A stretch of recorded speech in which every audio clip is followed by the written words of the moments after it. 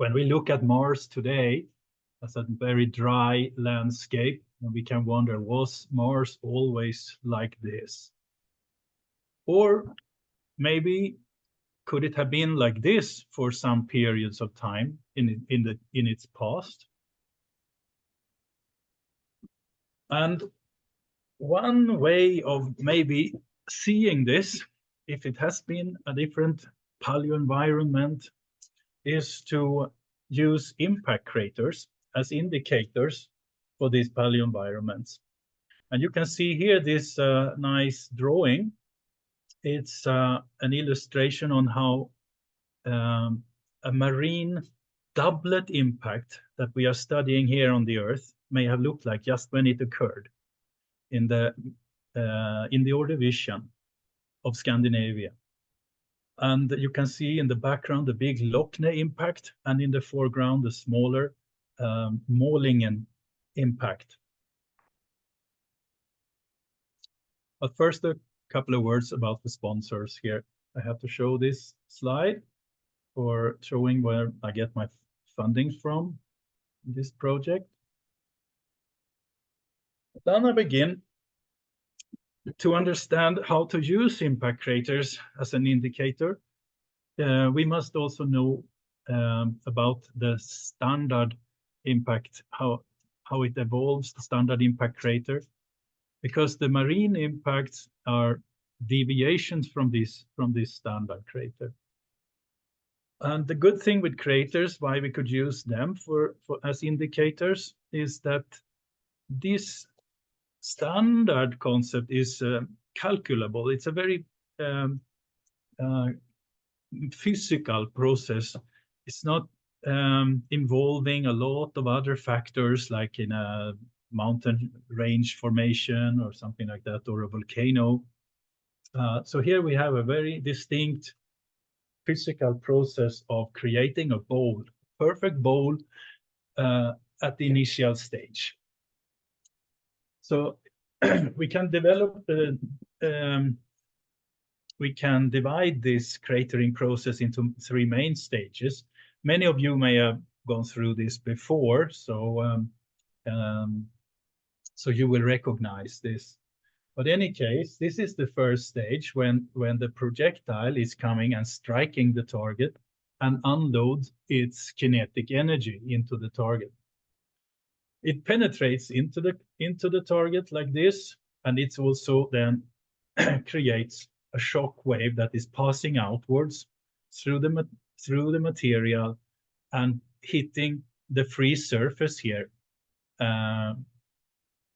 or the target surface. And there it gets reflected, and this is then initiating the excavation flow of the material. So you can see in this illustration here how we develop flow lines of material. And what is most interesting here is that how you can see the relations here between how much that is actually ejected out of the crater and how much of the actual depression that is just from displacement of material. So when you see especially a smaller, simpler crater like Meteor Crater, Arizona, much of the volume of this crater is not just material that have been excavated, but it is actually displaced into the below the target. We have also melting occurring along this bowl of the that this melt when the crater start to develop, this melt will distribute along the growing crater that is expanding, and you can see that in this figure here. You have to the left what we call a simple crater, because it's going to maintain or remain with this bowl-shaped form after it has actually then when the cratering process has stopped. Whereas depending on the energy of the impact, the gravity of the targeted body, and so we can and the target materials, we can get these complex craters where you start to develop a central uplift and terracing to the sides here. And you can see when the crater is expanding that the melted material is lining the expanding cavity. And then there is a collapse of material moving in, filling to some part the structure, leaving the crater that is the visible trace just after. We call it the fresh crater or the apparent crater. You see the complex crater is much different. It's relatively much shallower. But when we are in a marine setting, which is of interest for this paleogeographic reconstruction, often to see if there was water available, the target. You can see this. We get that layered target configuration where you have a weaker upper layer like this, and also lower density, and then the basement below. And to the left here, both of these columns here of the development of the crater occur for the same impact energy. It's just the only difference is the water depth. So we have a deeper water here to the left and a relatively shallower water here to the right. And you can see how much larger the crater gets on the shallow water side here than the preserved crater in the seafloor on the left side here, because so much of the energy goes into the cratering of the water column, which of course will not be preserved. It will collapse into this structure.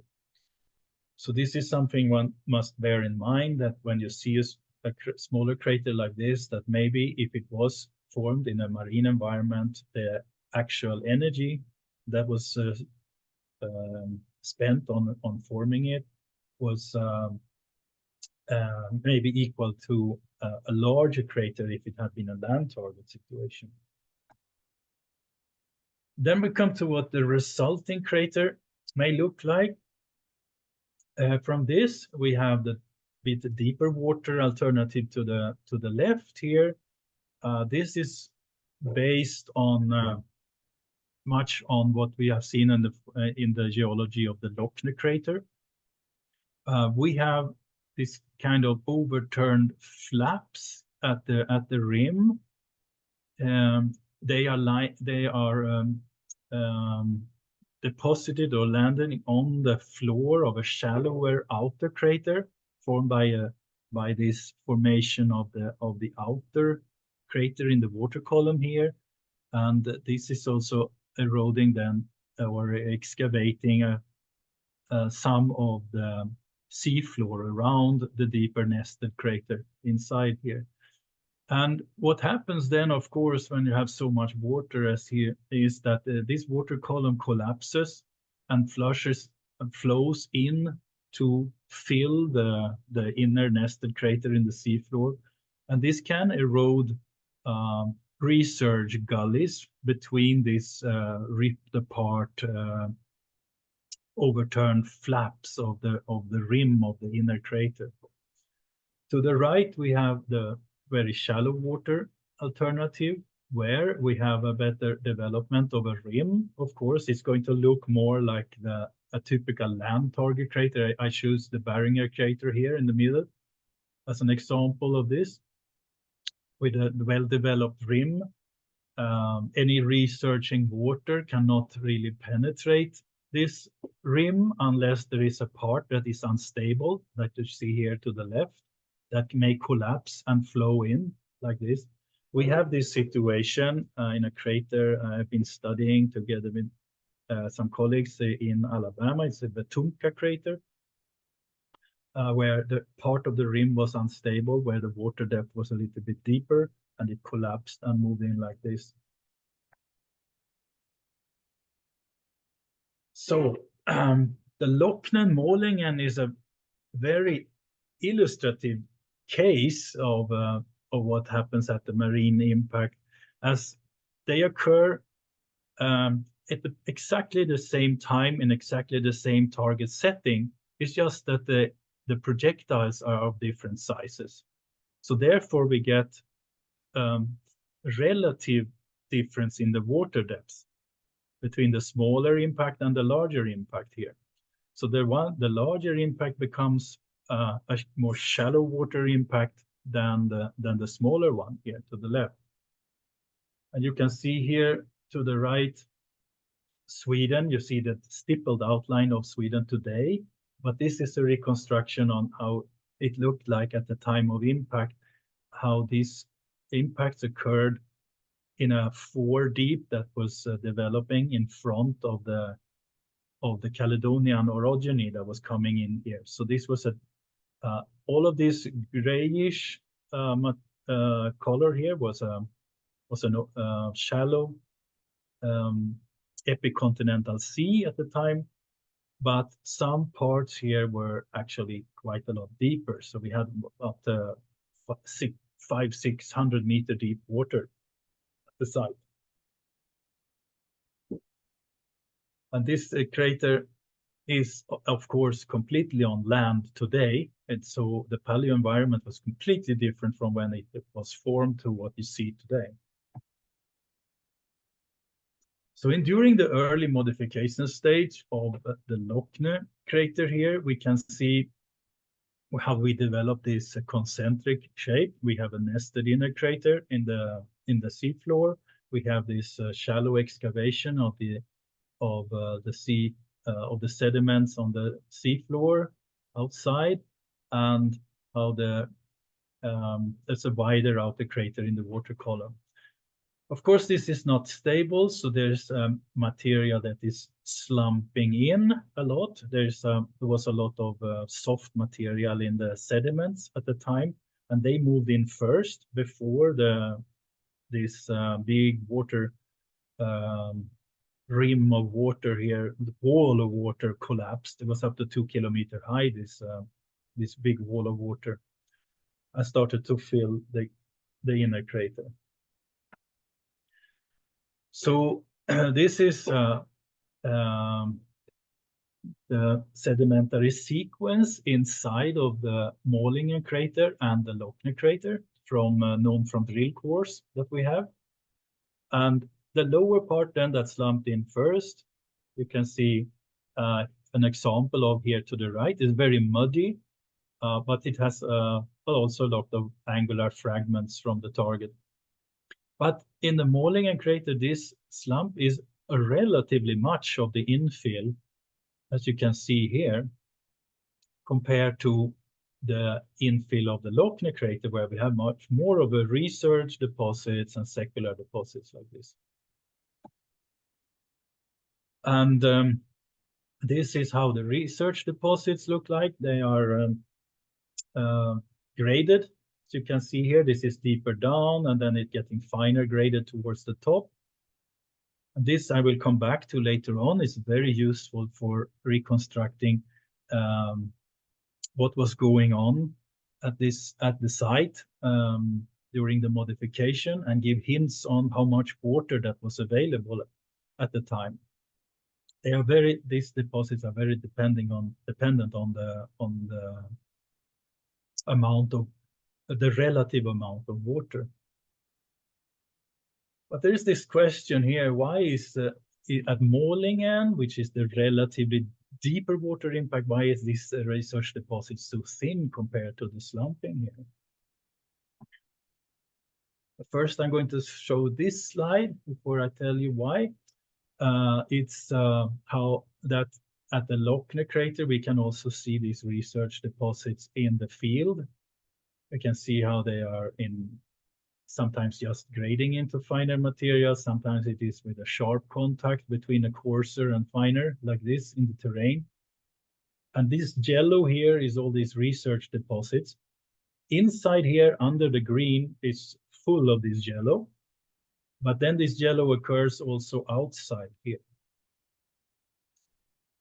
And here you can see that my idea, my hypothesis, why there is so thin, relative thin research deposit at the Målingen compared to Lochner.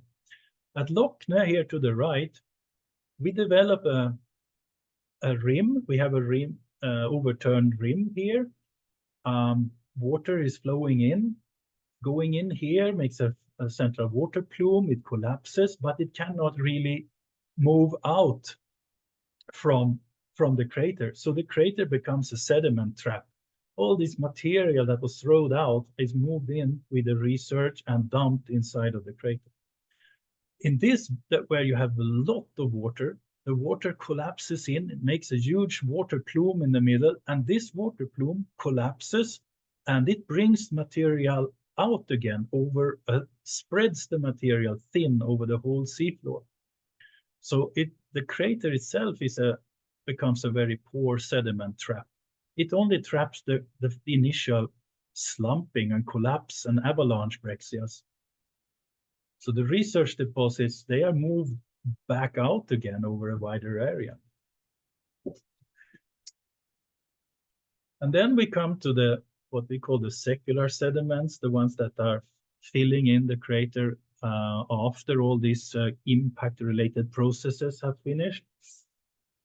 In Lochner, they are called the Dalby limestone. We can see that they become a fantastic magnifying glass, as the normal thickness in the area is only 10 to 20 meters, but inside the crater there is over 70 meters thick of these sediments. So if you are into biostratigraphy, for instance, then you have a much more material for the same time as outside to work with in here. So it's a magnifying glass in the stratigraphy. These deposits are also not the same when depending on where around the crater you are. We can see that there is a deep facies that looks a bit like this inside the crater and inside these resurge gullies and so. We develop a rim facies that looks like this. There were some organisms that liked to live on the rim of the crater. They almost like a reef-like fauna, where this rim was sticking up from an otherwise quite muddy seabed.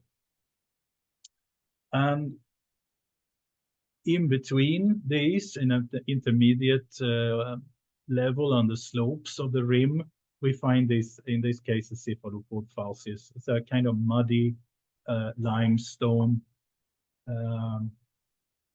not as high clay content as in the deeper facies inside of the crater. A little bit more higher limestone content here. So when we have this now, this was to go through the cratering process, the cratering mechanism, and also how the marine impact develops differently from the typical standard land target crater. We can try to apply this knowledge to a structure that we don't have so well preserved as we have with Lochner and Målingen. This is the Rochechouart structure in central France. You have a map up here in the corner there. You see the dot. This is France, and the dot here in central France. This is deeply eroded. However, it has in certain places quite nicely preserved breccias and melts inside here. And in this study, we were logging this section of a drill core that is located here. And you see the distribution of the impact heights here indicates the proximate location of the crater, but we don't really know the size. It has been suggested to be anything from 12 kilometers to up to 50 kilometers, this crater. But the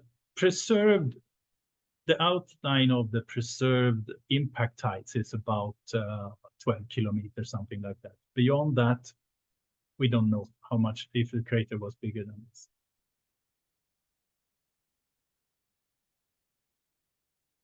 So what we do know is from that at this time,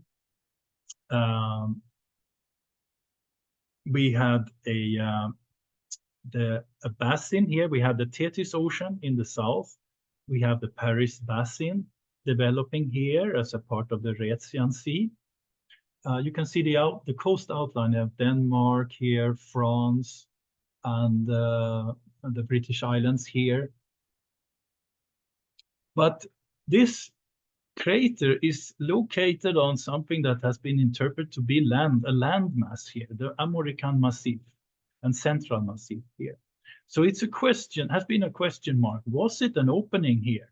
We know it was an opening here to the right, but was it open here? There are no preserved marine sediments in the area of the crater. And so only the crater maybe can tell what was the environment in which it formed. So it's the question mark, was it here an opening?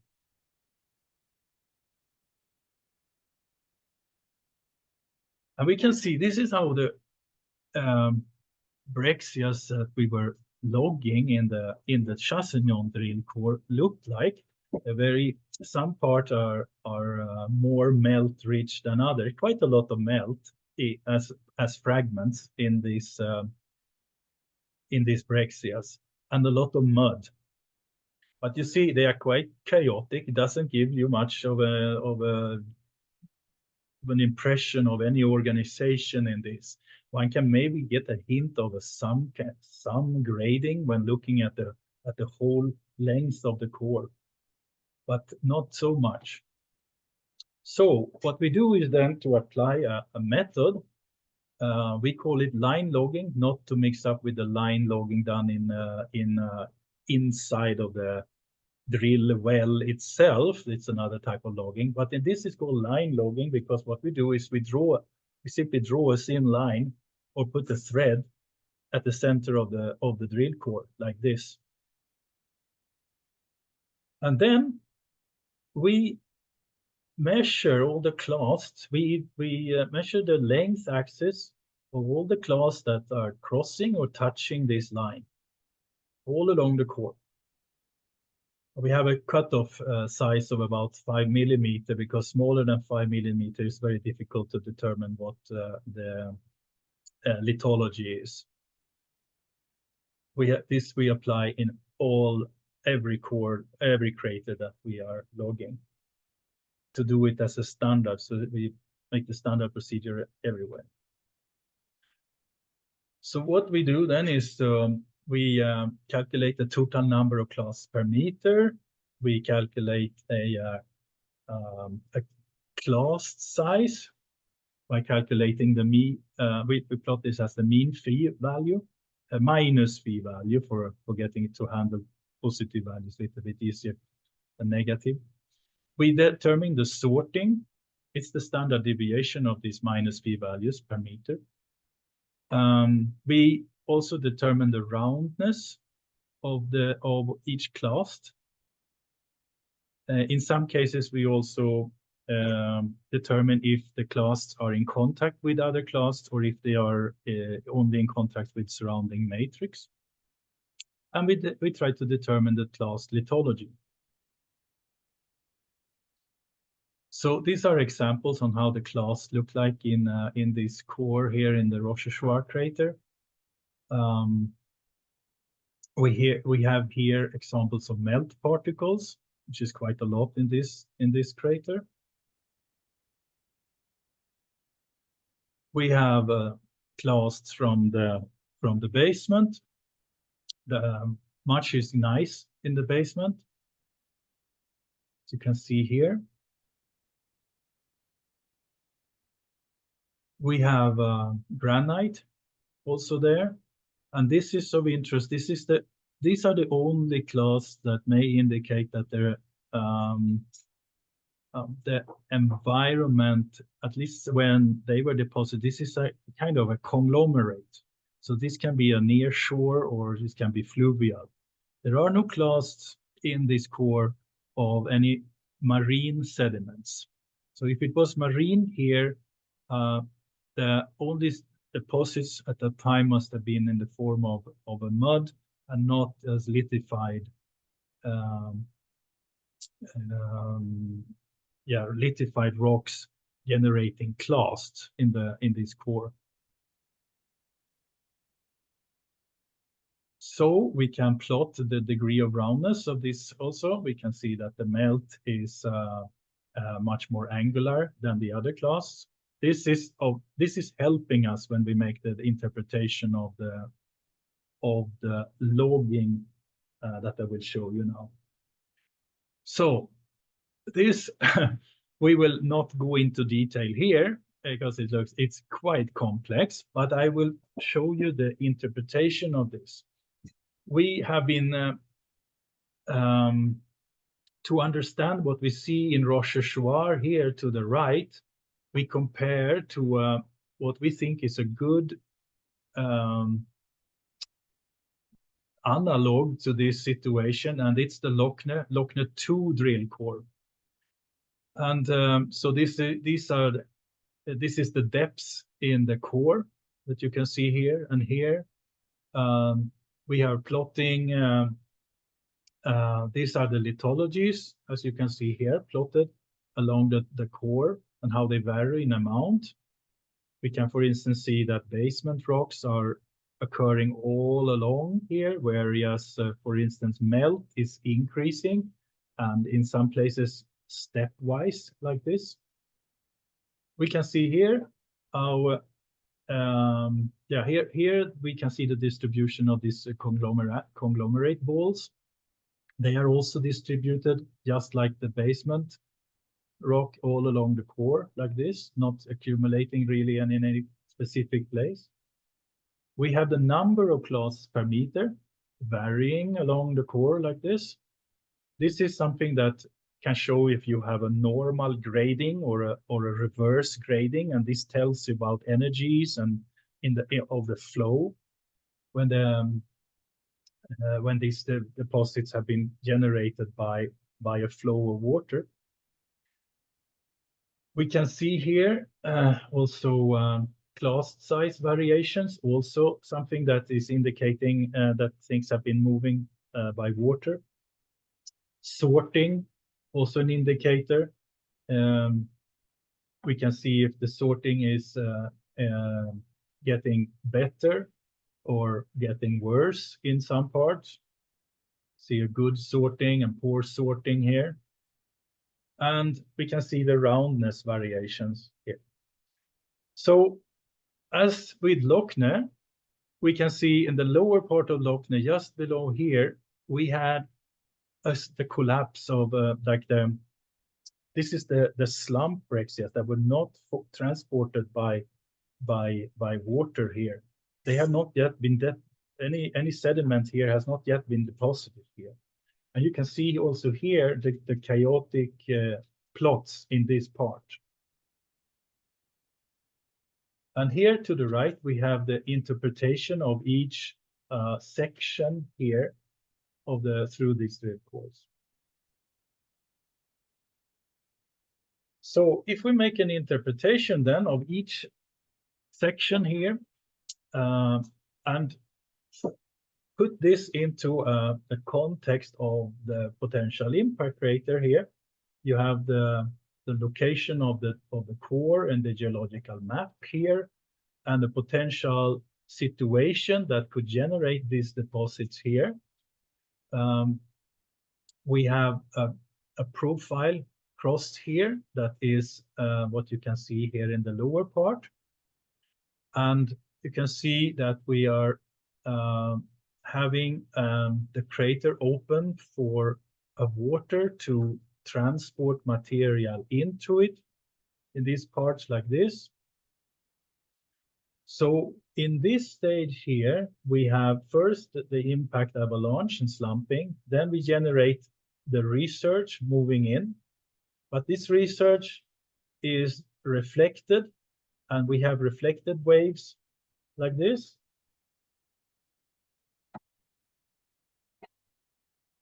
What we write here as MWI is melt-water interaction, and it's when water gets in contact with melt bodies. You get an explosive dispersion of the melt, and that will be generating these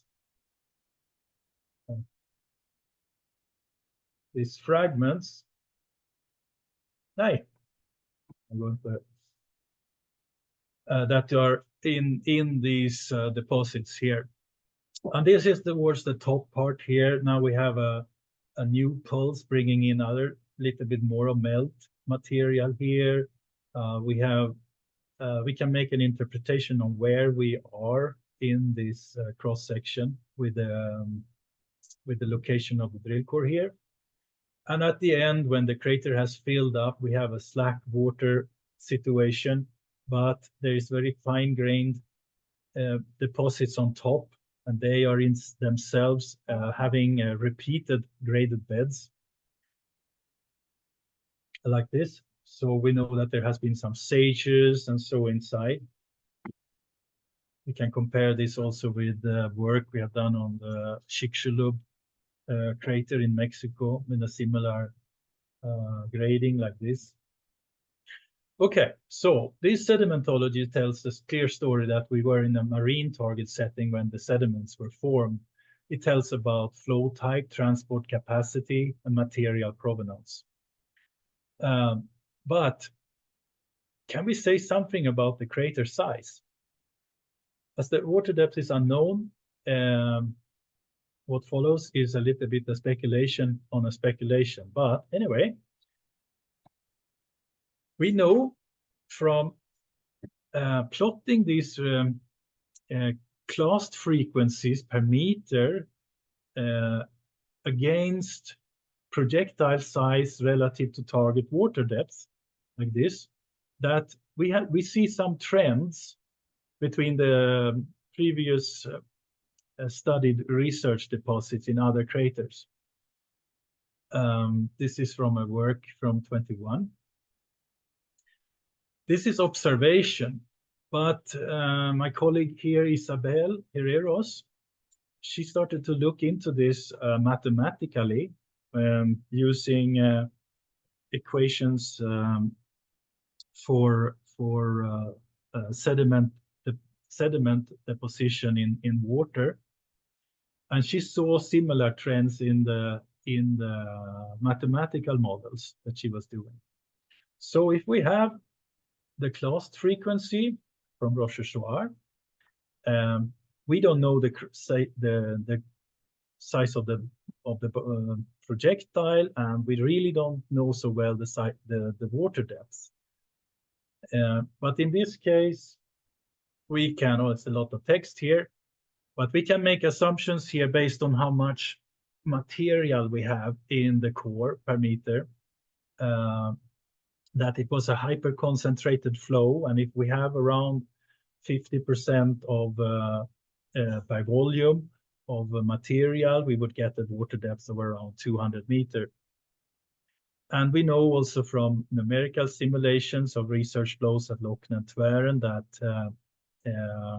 the target water depth is quite equal to the depth of the actual flow that goes into the crater like this. So 200-meter water depth seems reasonable for a seaway over the Massif Central between Tethys and the Rhaetian Sea. So by using these equations, then we can put in the clast frequency and the water depth, and we get the projectile size of around 560 meters. If we use an impact effect calculator that are available, a couple of them on the web, this is one of the known ones, we get the 12-kilometer wide complex crater. And this correlates very well with the distribution of the impact heights in the Rochechouart structure as we can see it today. But if we use a more turbulent, you saw that there were two curves. One was for more a deeper part and more lower and more calmer deposition environment inside of the crater, and another curve that was for a more turbulent situation in the crater. Two curves in Isabel's modelings there. We can find that if we use the more turbulent situation, maybe the crater was in the order of 28 kilometers, which is similar to what others have suggested based on some geophysical studies and so on the structure. I personally based on how the sediments look like, favor this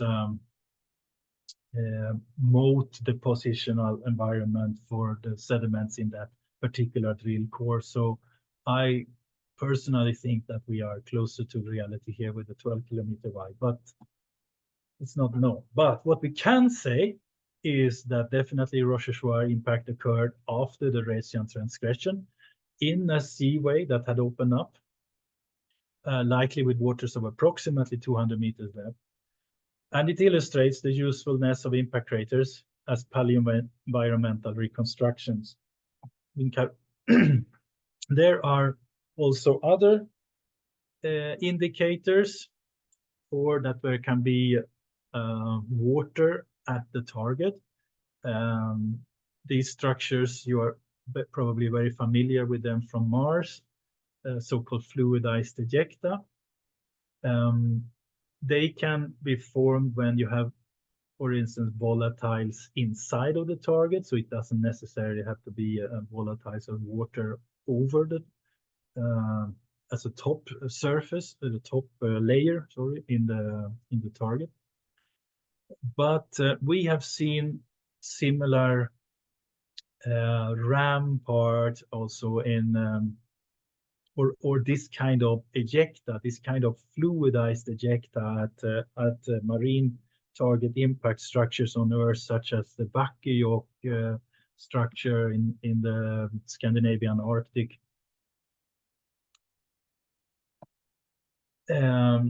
These fluidized ejectas also occur around lunar crater in India, for instance. As I say, this doesn't show that there must be like a marine impact. This is, you can have simply volatiles in the target. On Mars, for instance, in the form of ground ice. I have been working on this structure in Mongolia, in the Gobi Desert. It has a very obvious rampart ejecta layer around the crater and inside here. You can see it in a radar image here. This was also not a marine impact, but it must have been some water in the target that generated this fluidized ejecta. And this is a quite unique crater in that you can see cross sections through these ramparts like this. This one is located down here. And interestingly, there are some melts in blocks here. So it shows something about the timing between the formation of these rampart ejecta and the formation of like solidified melt bodies like this. Oh. So what about Mars? Yeah, I'm about to, this is the last slide here.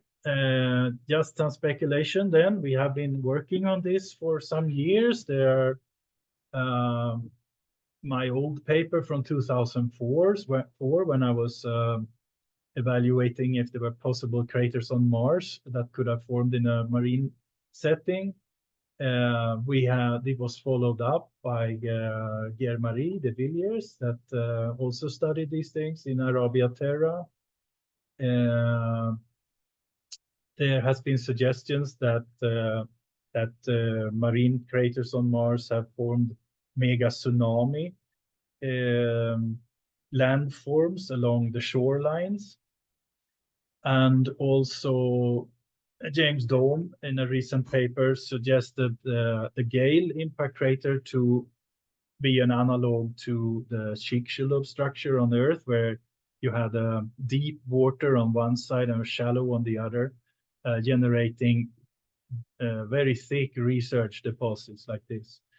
So if there are research deposits available, of course, we cannot drill and do this kind of line loggings in drill cores that we have done on the Earth, but we can do maybe short cores, which can also be helpful, or we can maybe study these things in cross sections in outcrop. So if we have clast frequency and crater size, we can build these equations, calculate the paleo water depth that was there. And I put this up as the last slide because there's going to be a little conference in Nördlingen after the summer that is focusing on impact craters and paleoenvironments and habitability and so astrobiological aspects of impacts. Okay, thank you.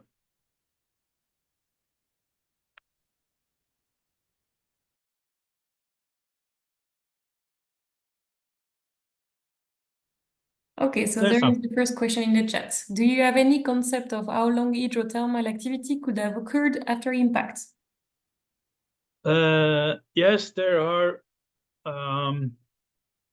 I have not worked on it so much myself, so I don't have it in my head directly straight up, but depending on the volumes of the melt bodies that are formed, one can calculate on how long they can be driving a hydrothermal system.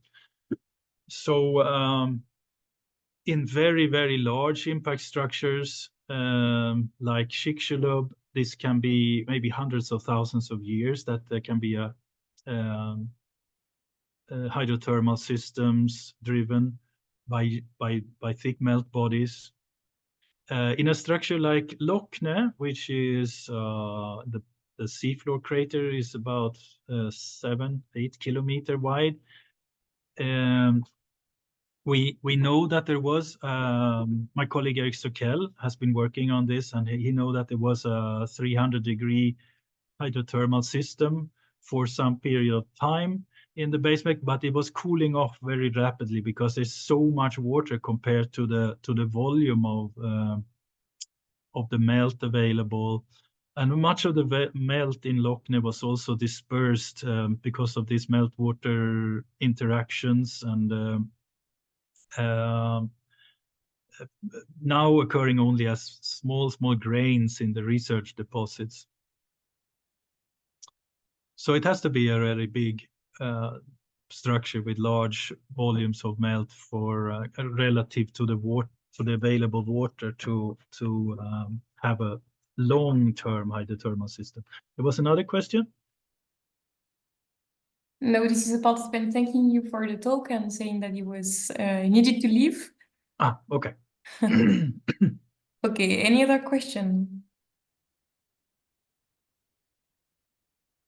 One can, when it is with the hydrothermal systems, one can think that maybe when in early times, when the heavy bombardment, and if you start to have water available, then with frequent impacts you can have life maybe living in one hydrothermal system for some millions of years, and then you have another until it kind of migrates to another hydrothermal system available from impact and go on like this.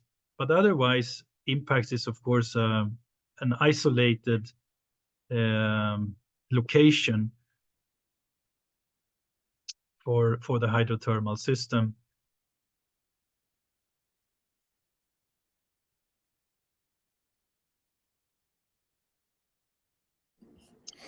Hi there. Sorry, this is Aaron Gronstall from NASA, and I had typed before, but I couldn't talk out loud before. But I was wondering if, like, do you have, is there any sort of clay capping that happened, sort of similar to the Chesapeake Bay impact structure, where you've got the inland salt wedge, where there's very low kind of transport of water underground within the kind of crater structure? Yes, in Loch, if I understand it correctly, in Lochne we have a very this muddy limestones that we have there. This Dalby limestone is has poor permeability vertically, so it creates kind of a cap. And under it, you have a lot of breccias that have high permeability. And surrounding craters, there is high terrain with fractured rocks and breccias. So rainwater and surface water goes down in these breccias, and in under this capping muddy, poorly permeable rocks, and in this way create artesian groundwater. So when we drilled inside of the crater, we got a water blowout, and it was then afterwards a very, very good well, artesian well for a fish farm in the neighborhood there. So it's a high pressure under these crater infills. Hey, thank you.